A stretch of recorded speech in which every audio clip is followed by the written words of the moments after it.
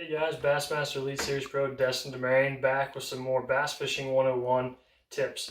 We're going to talk a little bit about spinners, spinnerbaits, and buzzbaits today.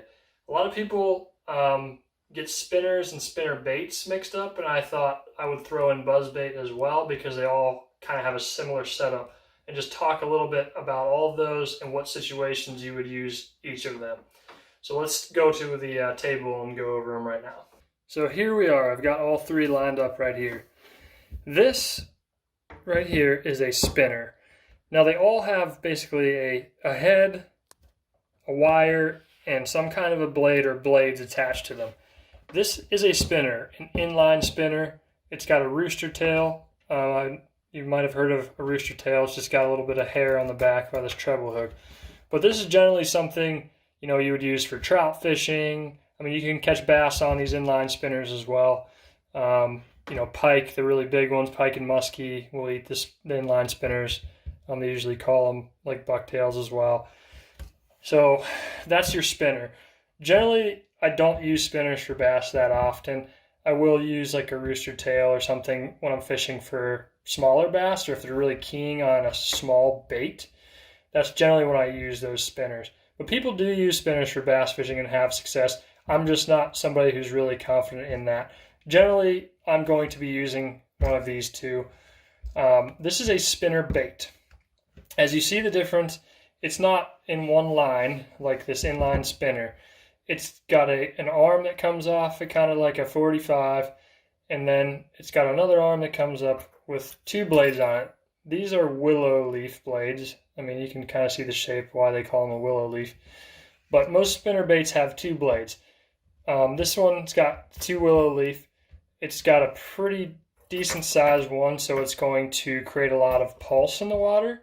You've got various different kinds of blades. You've got willows, Colorados, Indiana blades, and they all have their place and time. We can talk about that in another video if you would like. Spinnerbait also generally has a skirt, kind of like a jig, which gives it a little bit more flair and a bigger profile in the water as well. This is going to imitate a bait fish of some sort, the spinnerbait. Generally, it's going to be a little bit bigger profile, obviously. It's good for bass fishing as opposed to the spinner, which is generally a smaller, more slender thing. And then I just threw in buzzbait just because it also has a similar setup to a spinnerbait, having like the arm coming off and the blade on it.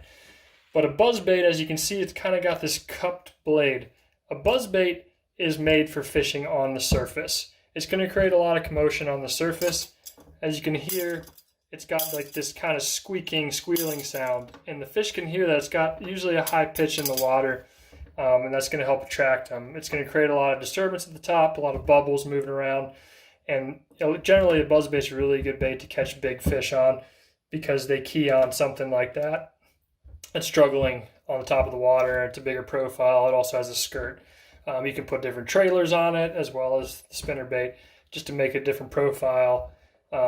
And we can get into that in a different video as well. But those are kind of the main differences. The spinnerbait is going to be fished at the surface or below, just under the surface or below. The buzzbait is a top water lure, and then your spinner is also fished just below the surface or under. Pretty much you can control the depth of where you fish it. Different size blades are going to make it be able to stay higher in the water column on both of those, the spinnerbait and the inline spinner. If you're using big blades, generally it's going to keep it up more. If you're using smaller blades, it's going to be able to sink a little bit more because it's not going to have as much drag in the water. But those are the differences between spinner, spinnerbait, and buzzbait. So now that we've went over spinners, inline spinners, spinnerbaits, and buzzbaits, I hope you guys have a better understanding of these lures and when and where to use them. If you have any questions about any of them, I'm happy to answer. I could even make a different video if they're really in depth. But feel free to comment below. Love your feedback. Also, please hit subscribe on there. Love to get more people watching and hopefully teach everybody some more stuff. And stay tuned because we got plenty more content coming at you. Have a good one.